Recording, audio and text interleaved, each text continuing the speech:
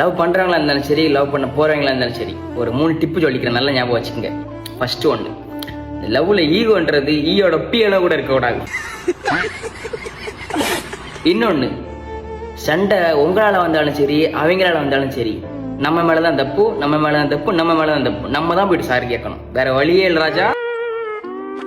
இன்னொன்று, மேக்ஸிமம் லேடிஸை பொறுத்தவரை என்ன பண்ணுவாங்கன்னா, நம்ம பண்ண நல்ல விஷயத்தெல்லாம் மறந்துடுவாங்க, நம்ம பண்ண தப்பை தான் மைண்டில் வச்சுருப்பாங்க. இவன் எப்போ சண்டை போடுவான், போட்டு உடச்சிடலாம், வெறி ஆயிரு, காலியாத்தான் மாறிடணும்.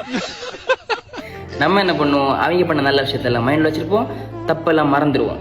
இவங்க நேரம் ஆப்போசிட்டாக இருப்பாங்க. ஸோ இந்த சண்டை விஷயத்துலலாம் கொஞ்சம் பார்த்து டீல் பண்ணிக்கங்க. போட்டு உடச்சி பழையதெல்லாம் திருப்பி கொண்டு வருவாங்க, டிமால்ட்டிமும் இருந்தோம், சண்டை வெடிச்சிடும், பிரேக்கப் ஆயிடும். அதனால கரெக்டாக நீங்கள் தான் டீல் பண்ணி கொண்டு போகணும் கரெக்டாக, வேற வழியே இல்லை. லவ்க்குள்ள இந்த ஈகோ வேண்டாம், பொறுமையாக இருக்க முடிஞ்சா மட்டும் லவ் பண்ணுங்க, இல்லைன்னா மனநிலை பாதிக்கப்பட்டு போயிடும்.